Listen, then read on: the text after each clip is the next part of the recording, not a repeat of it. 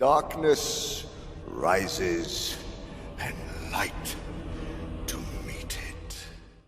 The Great Hyperspace War, 5,000 years before the Battle of Yavin, as told by Jedi Master Odan Ur, gatekeeper of the Tedran Holocron and founder of the original Jedi Library on Osis. Though I am both a Jedi and a historian, I confess a strange discomfort in relaying events in which I participated. It is only at the persistent urging of my students that I feel compelled to record the events of the Great Hyperspace War. Younger Jedi, you may find this difficult to believe, but the great leaps across space that are now commonplace were not only less frequent, but far more hazardous during my own youth. It was a time when hyperspace routes were still being navigated, and many of the core worlds had yet to be unified. I was on a mission to the Callous system, which you now know as the Theta system, when I came to the aid of two hyperspace explorers, Gav and Jory Darrigan. They were being threatened by assassins when my master, Mehmet Nadal, and I interceded. Days later, I was visited by a dark nightmare, a premonition that the banished Jedi of ancient times had become the lords of the Sith Empire, and that they would soon return to Republic space. So strong was this vision that I knew it was delivered by the Force, and that I could not ignore it. My master was an advisor to Empress Theta, and I told them both of my nightmare. They listened, and they believed.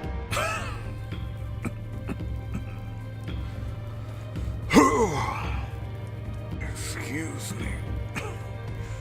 Shortly after my premonition, Gav and Jory Darrigan inadvertently arrived in Sith space and landed on the Sith tomb world of Korriban.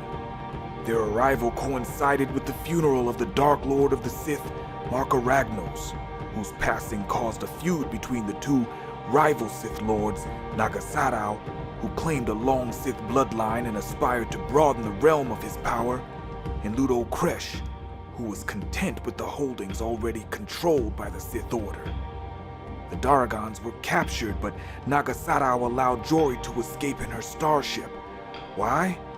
Because he knew that she would return to Republic space, and that the tracking device he planted on her ship would lead them back to his ancestors' greatest enemy, the Jedi.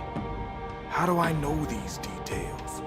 Patience, and I will tell. Empress Theta informed the Republic Senate of my vision, but many senators refused to heed her caution. Fortunately, the Empress had unified the 7 worlds of the Callous system, and the armies under her command were as loyal as they were ready to fight. Our forces were soon scattered. Empress Theta readied her troops on Koros Major, while Mehmet Nadal joined other Jedi Knights on Coruscant. I went to Kirik, where I'd previously fought during the Unification Wars, to serve alongside the great Jedi Master Uro, and wait for the Sith. And then the Sith came. Wave after wave of spear-wielding Sith poured out from their massive invasion fleet, some riding enormous monsters. Despite my premonition, I was surprised by the sheer viciousness of their attack. Our allies quickly dismissed the possibility of our victory, but continued to fight with great courage, despite the apparent odds against us.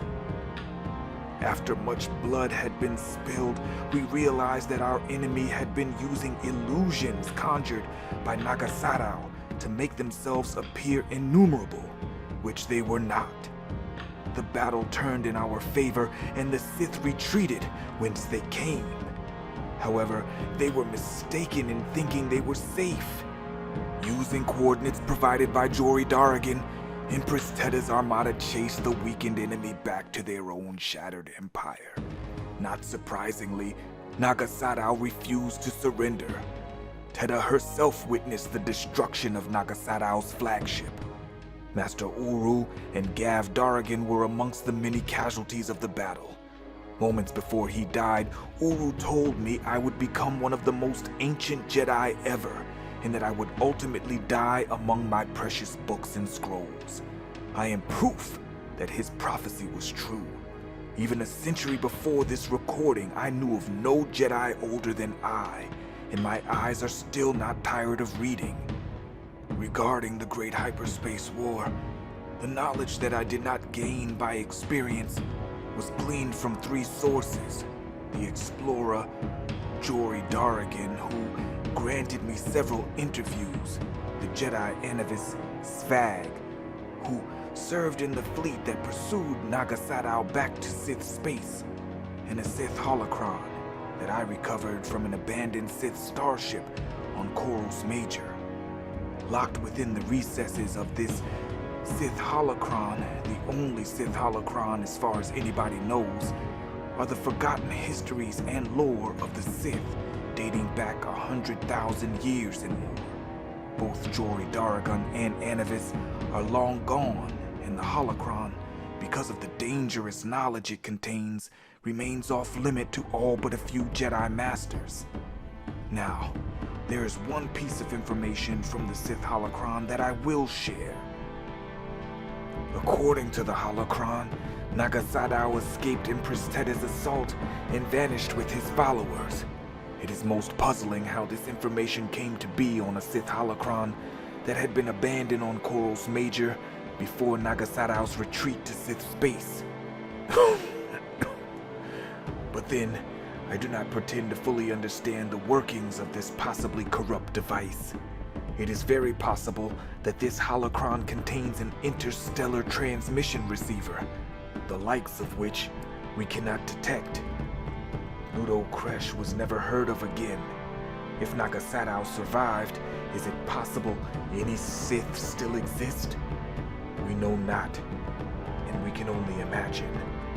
But if you are visited by nightmarish visions, Jedi, trust me on this. Do not dismiss them. Join me next time as we discuss the Shadow of Freedon Nad. If you're new to the channel, subscribe and join the Dreamwalkers on our journey. This has been Lore and Legends. Until next time.